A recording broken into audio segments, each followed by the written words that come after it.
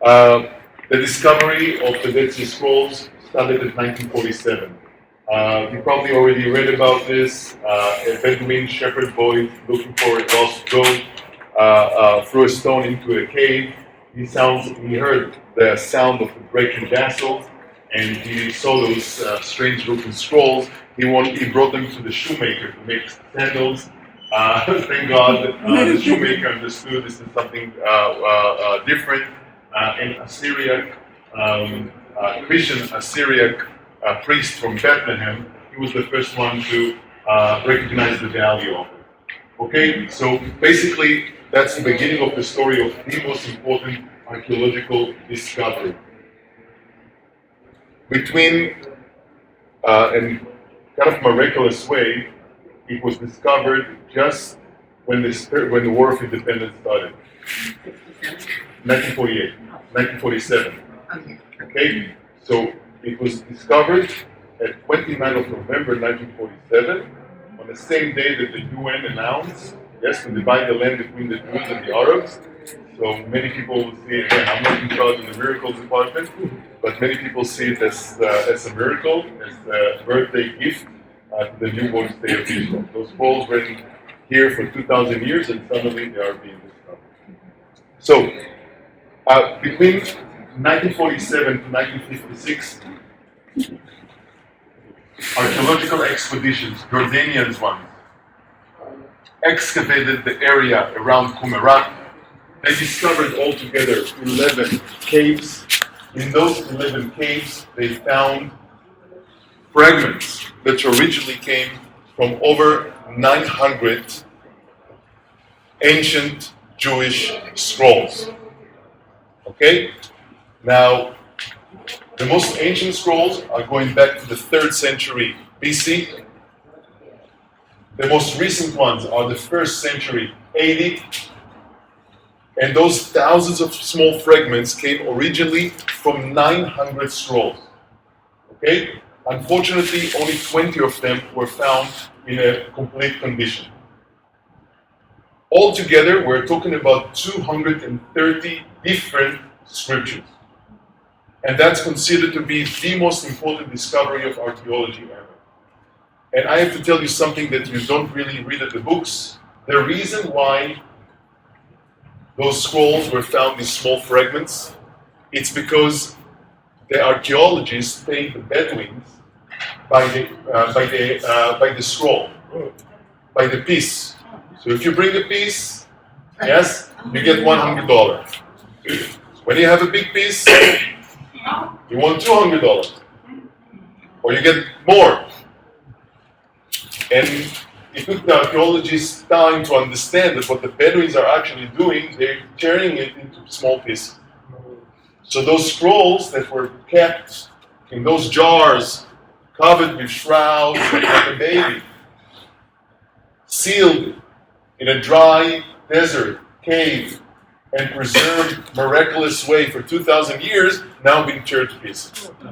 Only when they start paying them by the inch, they stop doing this damage. Okay, and this is something you don't really read on the books.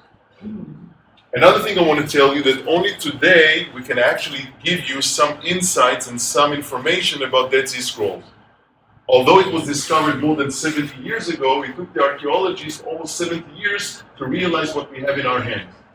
Just imagine reading a book that you never read before, yes, and you have thousands of small pieces and you have to bring it together.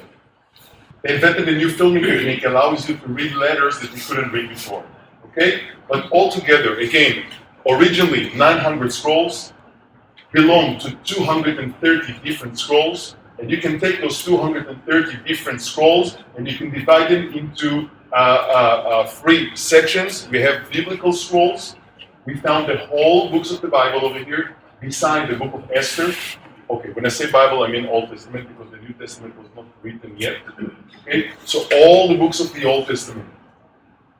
Beside the book of Esther, we found 30 copies of Psalms. We found 20 copies of Deuteronomy, 8 copies of Isaiah. Okay, What else? We found books that were not included in the Bible, books of Apocrypha. Some of them we never heard of, some of them we had only the translation of the translation of the translation, and suddenly we found the source, the original book. Okay? And the third will be sectorial scrolls. I hope you know, I'm not sure if we'll have the time to talk about it, but in Jesus' time, the groups, the Judaism, we don't talk about Judaism in Jesus' time, we talk about Judaisms. What I'm trying to say that in Jesus' time, the Jewish society was divided to different sects. And we don't have one mainstream Judaism, we have Judaisms. You had the Pharisees, you had the Sadducees, you had the Essenes, you had the Christians, okay? And many, many different groups of Jews. So we found the sectorial scrolls that belong probably to the Essene. Okay? So biblical scrolls, books that were not included in the Bible, and sectorial scrolls. After saying all that, I want to make another comment before we continue. Today there is a new opinion in the research that those scrolls are actually not belong to the Essenes. Those are actually the temple scrolls, and they belong to the Sadducees. Because we don't find any scriptures of the Sadducees. And those scrolls are talking about priests and angels. Okay? So there is a second opinion, minority opinion for the moment, that actually the Dead Sea Scrolls, or we should call them the temple scrolls. And what you're looking at is actually the library that was taken away by the Sadducees from the temple before the Romans came to destroy them. So not the small sect of Judaism, but actually the Sadducees or the priests and their followers that tried to save this library, took it out of the temple and hide it in the Judean desert, the backyard of Jerusalem. So this is another opinion on the research. I'm very tired, you're very tired. I just want to tell you one quick thing. Why it's so important for us? Because it's a window for the developing of our belief. This is the most important time. That's the early Christianity. This is early Judaism. It changed everything we knew about Bible studies, Hebrew scriptures, and all that.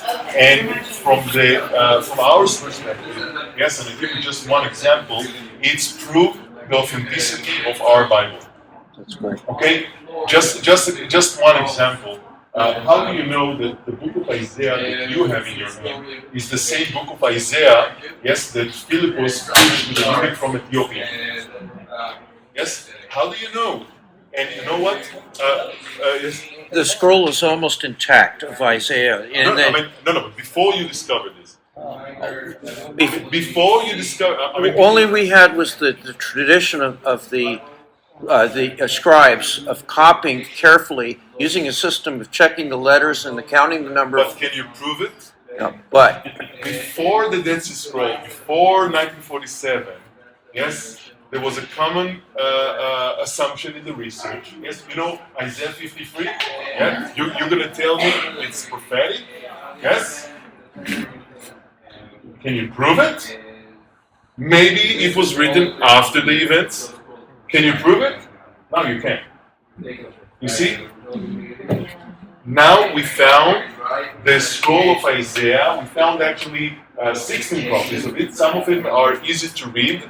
Yes, like more vulgar, popular version of it. And the other is exactly the same book of Isaiah that we have today. Just small differences, like vowels differences, like 146 small differences, but exactly the same book of Isaiah that we have in our hands. We found the complete scroll of Isaiah. Okay, so we can compare, or we can tell you that that's exactly the same book that was in Jesus' time. And you're right, for the Jews, for us, it was no surprise because we know how carefully the scribes are copying those scrolls, but of course, very, very important for us. Okay, let's go outside. We're going to make a tour of the Qumran site.